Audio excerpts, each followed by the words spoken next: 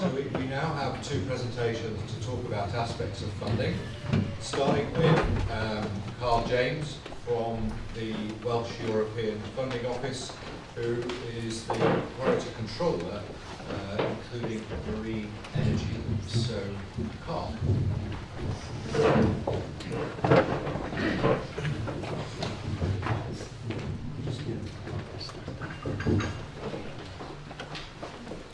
Martin, good morning.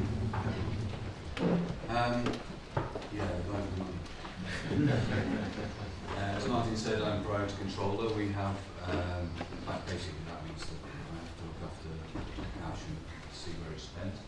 But we have a small team in Metro, all of whom are present today, and we're looking after the whole of Wales for this.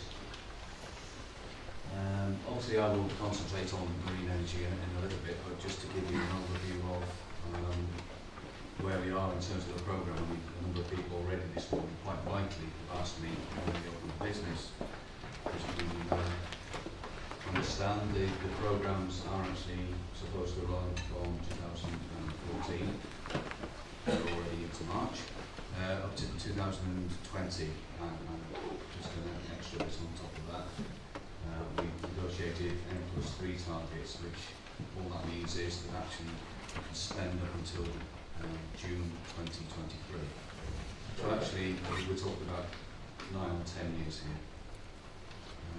The programmes have not been signed off by the Commission yet. They haven't signed any off yet. But we are one of the first ones through the door, so we hope that once certain documentation has been signed, that we can start running more or less straight away. That hasn't stopped us talking to potential projects, and obviously there are quite a number of people around the room I see today that I've had discussions with over that. The programme itself is split into 4 of the ERDF priorities.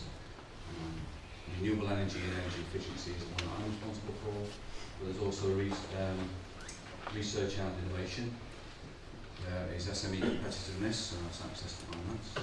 And there's also connectivity, which, for want of a better description, is some elements of infrastructure, not as much as we've seen thus far, and a little bit on regeneration. Within my priority, we've split that down into quite neatly the 2 elements of renewable energy and energy efficiency. But I also have, I also have responsibility for a pot of money within the research and innovation priority. As you can see there, the SO stands for specific objective. So our specific objective under R&I is to increase success of Welsh research relating to low carbon R&I. The figures you see on the right, these are figures that the Welsh Cabinet have signed off, but there's a caveat, they still have to be agreed by the Commission. So the £59 million in research and innovation for low carbon related R&I is actually for the whole of Wales. But of that 59 million, 48 is aimed at the convergence area, which is West Wales and the Lions. So obviously that's most of the coast. I mean, it misses out Flintshire up in the north, and it also misses from Cardiff onwards in the south, Cardiff eastwards in the south. Under priority 3, so I've got renewable energy, and that's the SL1. Which, as you can see there, wave and tidal energy is specifically described, and that includes multi-device array developments. And we've said there that we want to establish Wales as a centre for marine energy production. And that's also echoed by the Minister this morning. I'm sure that everyone within the room has that similar ambition. The additional element within the renewable energy there is to increase the number of small-scale renewable energy schemes established. Basically, that's anything that is not marine-based. The figures on the right. So overall for Wales is £115 million, but of only £3 million falls within the East Wales, and that will be purely for SO2. So there's no specific marine energy, renewable energy pot for the East Wales programme. So the vast amount, £115 million, is for the convergence area, and I expect a significant amount of that to fall to the marine energy side of things. Obviously I have an energy efficiency SO3 within there. I haven't put that up because it is totally focused on households within Wales who are in extreme fuel poverty. So whilst the generation of marine energy will go to help that, actually profit money is aimed at directly at those households in targeted areas. The other thing I've been asked to talk about, which I actually don't know that much about, but I'm happy to give what I do know, are the other opportunities other than the direct structural funds. Horizon 2020, most people have probably heard of. For those that haven't, it's the next iteration of the framework programmes. So currently we're in FP7, FP8 will become Horizon 2020 and runs to the same timescale as structural funds. As it says on the screen, this is Research Fund. It's mainly collaborative, but doesn't have to be. And we now have a dedicated team within WEFO for anybody with any inquiries around Horizon 2020. That's not just general inquiries, it's actually brokering partnerships and so on. And any calls that come out of Horizon 2020, they will filter. So any that relate, even in the slightest way, to energy, they immediately send on to my team and we look at whether we know that there are anybody out there that might want to engage with that. Another thing that WEFO is responsible for is the European Territorial Cooperation Programmes. It's a mouthful, and it's actually a basket full of smaller programmes. The most immediate to Wales is the Island Wales programme. There is a representative here today from WEFO on the Island Wales programme, Patrick Lilly, and I'm sure he'd be happy to talk to you about any ideas you might have in using that pot of money. But on top of that, there are other programmes. There's the Atlantic Arc, which the programme area there covers from Portugal all the way up the Atlantic, as it suggests, up till French and Scotland. And then there's the North West Europe programme as well. So you can see there are lots of pots of money, and what we are looking to do within WEFO is to facilitate bringing all of those together. So if it's useful and doable in terms of bringing bits of money from various pots to your project, we will look to how to do that. And really finally from me is just to bring to your attention, I'm sure you're aware already, that there's a proposed Ocean Energy Forum within Brussels. The launch of that is on April 2014 in Brussels on the 4th of April, and then my understanding is that it will be virtual meetings beyond that, so people don't have to come across from Europe. And this is really to aim towards the European Industrial Initiative on Ocean Energy. So that's something to keep an eye on, and certainly keep an ear out for any information that comes out of that. I am looking to be represented on that forum, so of course I will pass through any on that. That's it for me. Karl, thank you very much.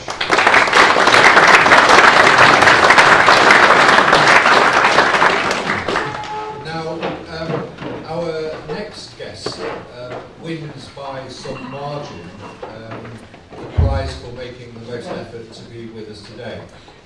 Delighted to welcome Stehanie Thornton, who's travelled all the way, flown in specially, to join us from the west coast of the United States. I first met Stehanie about 6 years ago when I was on a trade mission sponsored by the UK TI organisation onto the west coast to talk about the burgeoning wave and tidal industry on the west coast of the United States and how it could relate to what's happening here in the UK. But Stehanie is currently the CEO and founder of Clean Reach PLC. She has, need my glasses. She has spent considerable time fostering the grounds of the renewable energy ocean industry across the globe, from working in as the Executive Director of the Oregon Wave Energy Trust on the West Coast, working directly with technology developers in Norway and Australia, and went on to co-found and serve as the CEO of Ocean Energy Industry in Australia. Stehanie has a strong foundation of knowledge in the ocean-related industry, and in fact she spent 10 years of her childhood living full-time with her family on a commercial fishing boat on the west coast of the United States. Stehanie, we are delighted for you to be with us today. Thank you for taking the time to come and join us. And you can now add Pembrokeshire to your expansive CV of global interest in ocean energy. Thank you, I'm honored to be here. Hi everyone, good morning. I appreciate the introduction, and it's really a pleasure to be here. I'm very excited to talk to you all about something new for the ocean energy industry, and that's crowdfunding. And I'm sure many of you are starting to hear the buzz and hear that term, but are probably wondering exactly what it is. My presentation today is actually going to be in 3 parts. I want to give you as much information as I can in a very short period of time. First of all, I'll just give you a quick brief introduction to Cleanrange, why I got it started, why it was launched. I'd like to follow that by providing details about what crowdfunding is, and allay any myths that you might have or that might be out there about what it is and how it works, and to provide a little bit of detail. And then I'd like to spend the majority of my time in my presentation actually addressing some key issues that have been coming up from the industry as I've presented and launched Cleanrange. I think these are questions that are probably going to be foremost in your minds as well, so I thought it would be very helpful just to get right into them and have some discussion, and then certainly if we have time at the end of the presentation to dive into more detail, that it will be helpful to discuss those things further. So as in my introduction, thank you very much, I was provided a good introduction or overview of what my background is. As was described, I've been working across the industry in a different variety of different areas, both on the industry side and then also on the individual organization or development side. So it's provided a really good breadth of experience, and not just in one country, but looking at other countries. As was mentioned, I did spend a couple of years in Australia and had a terrific experience there. But one of the key things about this experience of working over the last, it's been a little over 8 years that I've been involved in renewable ocean energy industry. And one of the key challenges, or I should say one, there's actually 3 key issues and obstacles that I've seen for the industry that provided the foundation for creating Cleanrange. The first and foremost is nothing new to you. You all know that money and funding, especially at critical stages of development, is really the biggest challenge. And trying to find the right source of funds and to fit the right situation is really a challenge. The second thing is getting public support and recognition and backing behind your initiatives. And that's especially true when you're going into communities where you're going to deploy, and you understand that you need community support behind that, but there's really a lack of understanding and support behind that. It makes licensing and consenting very difficult, and also other issues related to community activities. And the third thing, which is something that kind of surprises me a little bit, but I think many of you are aware, is that across the industry, and across geography as well, there's very little collaboration and information sharing that I've seen going on among the industry. And I think as a result of that, that it's actually slowed down or provided some hindrance to the growth of our industry. And so it's really those 3 things that led me to form Cleanrange. It's provide an alternative source of funding, increase public support for ocean energy, renewable ocean energy industry and awareness. And third is to provide something that helps accelerate the growth and development and expansion of our industry. So what is crowdfunding? Again, I'm sure that many of you have heard this. I'm sorry, before I go any further, I just want to mention that my presentation and all the talking points plus more information is available for my slide presentation is available, and the link to that can be downloaded from our website, which will be on the last slide. Or alternatively, feel free to give me your business card and I'll be happy to send it to you. So I just want to mention you don't have to be taking notes seriously here. You'll have all this information on my slides. Okay, so crowdfunding, very simply put, it's public fundraising where small amounts of monies are contributed by a large crowd or group of people using current technology, which is the internet, or a crowdfunding platform to fund a very specific initiative. So there's a lot of keywords in there. But crowdfunding, what a lot of people don't realize is actually consists of there are three different types of crowdfunding. There's equity crowdfunding where contributions or contributors have a little bit of an ownership or stake in that project or initiative.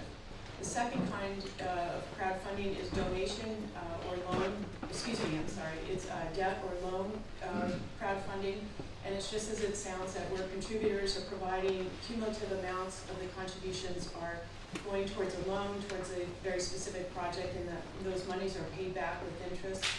And then the third type of crowdfunding is the contribution or donation based, where there's no expectation of return or investment into that initiative. And that's the type that ClaimReach is. We are purely a contribution-based crowdfunding platform. And we stay away from the term donation specifically because donation implies nonprofit or other charitable giving type of enterprise, and we're not that effort. We are for-profit, and the initiatives are usually for-profit, and so we stay to the term contribution. Also, within and underneath contribution-based crowdfunding, there are other types of different platforms, but in our case, our type is called an all-or-nothing platform. And what that means is that the projects or initiatives must receive 100% of the pledges within the given time frame that is set for the project or initiative in order to be successful. And success means that they receive their funding.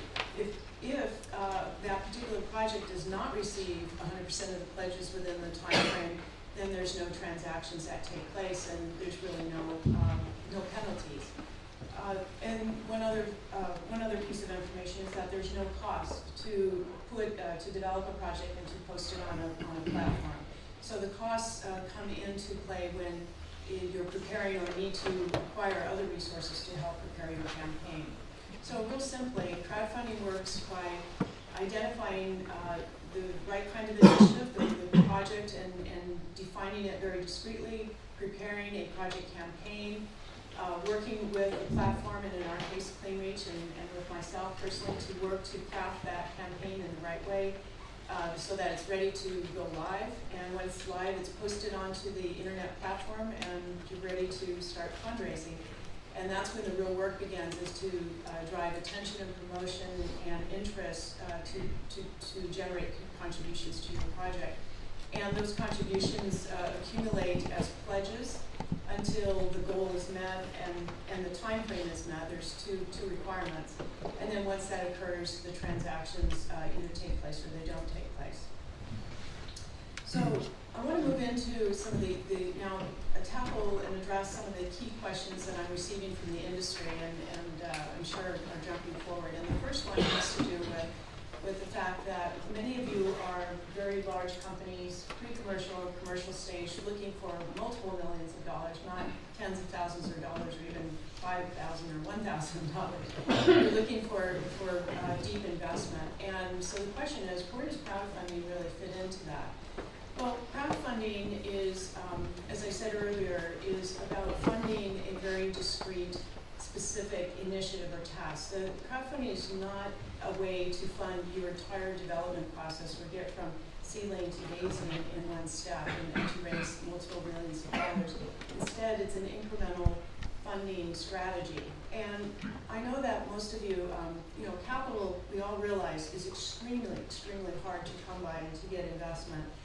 And I just read one statistic that was actually pretty shocking to me. It's that 98% of business plans that are submitted to venture capitalists are rejected.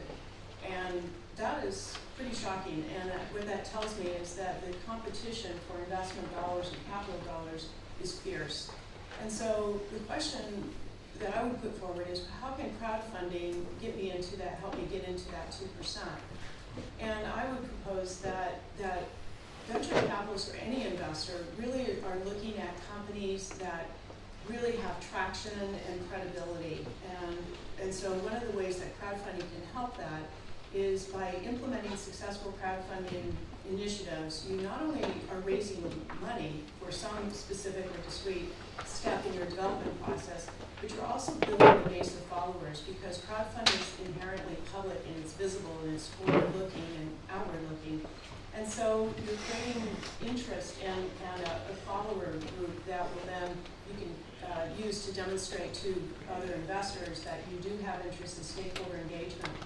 And it also shows traction, and it shows that that you're a company that knows how to raise money, to use that money to further your business strategy and to move forward while gaining public support and being publicly visible. So there's a lot of other benefits, and again, those are included in my presentation notes on the presentation, but for the sake of time, I'll just move on to the next question. Another question that I've been asked is how do we translate such complex ocean energy initiatives and these technologies to the lay public or to the general public who we're trying to attract and gain support from? Well, quite frankly, we just need to simplify. Crowdfunding, what's interesting is that we're really not trying to sell the public on specific technology and the engineering aspects of these technologies. Rather, it's important to remember that people and our contributors are giving money to other people. They're not giving money to technology. And so what becomes important in crowdfunding for successful campaigns is that you're telling your story about who you are, what you're trying to accomplish, and your vision. It's not the details of your IP and your technology and how it works. It's really what you're trying to accomplish and what that means in the scheme of things. And so that's a very important consideration. And so when the technology part is talked about, you do not need to give away IP. Rather, it's the conceptual idea of what you're doing and making people understand that what they're funding in that specific step, in the specific campaign, is part of something bigger and something that is aligned with their values. Another question that is not described on here, but has come along right behind it that I frequently get, is whether CleanReach evaluates or vets the technologies that are proposed on the campaigns or the platform. And the answer is no.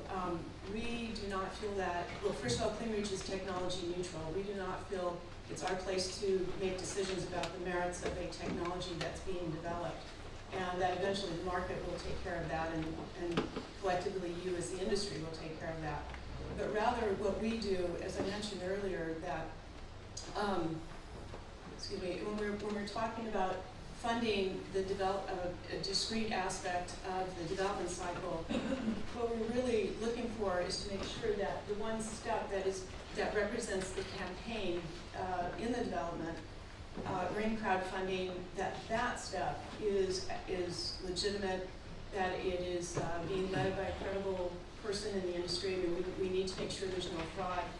We need to make sure that when people are contributing and giving money to crowdfunding campaigns, that they know it's giving to, that it's legitimate, and that they're giving to something that's important and part of something bigger.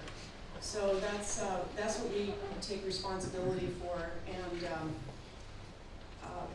and what is very important, I believe, in terms of gaining momentum in terms of funding. Another question has been, what is the scope or breadth of CleanReach? Well, we are a global platform, which is we're very excited that we're able to do that.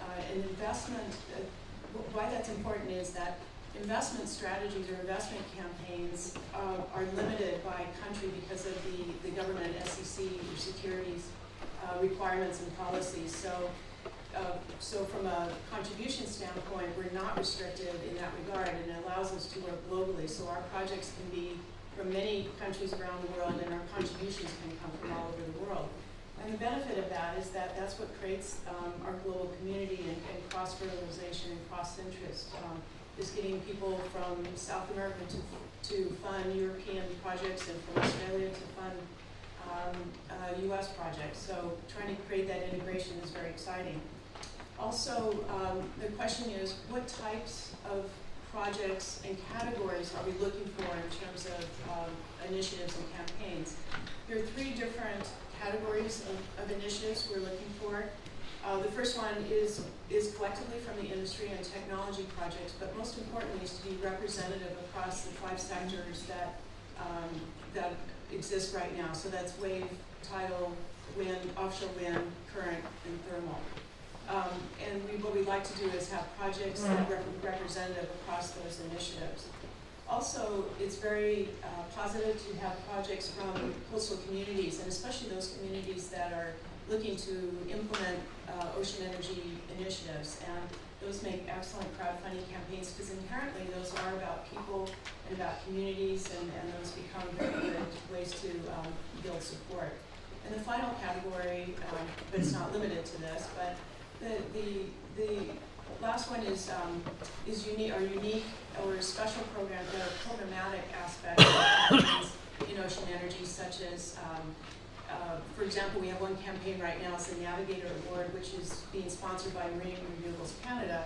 They're trying to raise money to provide a cash award at ICOE in November to an ocean energy leader. Might be one of you sitting in the audience. But they want to raise money to fund that. And then we have 2 education campaigns going on. One by Nori is trying to raise money to fund and improve their website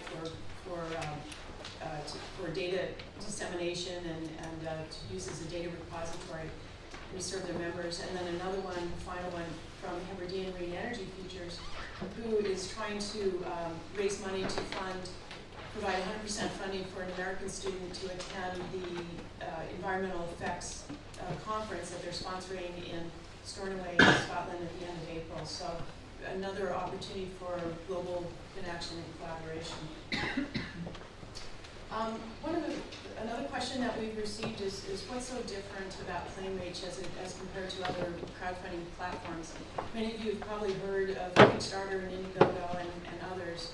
And those are all excellent websites. The thing to understand about them is that Kickstarter and Indiegogo are large and successful. They have hundreds of projects in there, and they're really kind of oriented towards consumer technology and creative arts. And so a renewable ocean energy project is pretty hard to get found in there. And as people go to the website and viewers, it's hard to make a project like ours come through. So ClaimReach is 100% dedicated to ocean energy development. We're a niche platform. And because of that, part of our message to the public is that when they give money to a campaign, they're not just funding your individual initiative, but they're funding collectively, it's funding an industry. And it's all these campaigns combined are all part of the bigger puzzle to help move the industry forward. So finally, we're getting close to the end here. I just want to talk real briefly about what the fine print is. What this is what is unspoken about crowdfunding. And the challenge is that a lot of people, you've probably heard some of the great success stories in crowdfunding that people have won, raised millions of dollars and delivered some fantastic projects. But the truth is that 60% of projects that are crowdfunded do fail. When you say fail, that means that they didn't raise the funds that they were targeted, and that's a really high percentage. And the reason for that is because I think that crowdfunding is so new that a lot of people don't understand what it really takes to implement a campaign. And what it takes is to understand that it's public fundraising and that there's a tremendous amount of work and planning that needs to happen before the campaign is launched. And it's part of, you need to be comfortable with fundraising and to be able to use the technology, use the internet, and use social media effectively to really get the word out, promote your campaign, and work collaboratively with ClaimReach while we promote and try to reach the non-industry audience to get the word out and to drive visitors there. So there's a lot more behind what it takes in terms of crowdfunding, but the key is pre-planning and preparation, knowing what you're getting into. But if you're prepared, it really is a wonderful opportunity to raise supplemental funds for your strategies and activities. So I'm going to stop at this point. Certainly a lot to talk about in terms of crowdfunding. If you'd like a copy of my presentation with everything I've talked about and more, you can go to this link or please send me a business card and just let me know and I'll be happy to send it to you directly. And I'm here throughout the day and happy to answer questions. But in closing, I hope that I've gained your interest in this, and I hope all of you will consider making a contribution and supporting some of the wonderful projects we have there on the platform. And if you're interested in doing a project, please come and talk to me. I'd love to work with you. So thank you.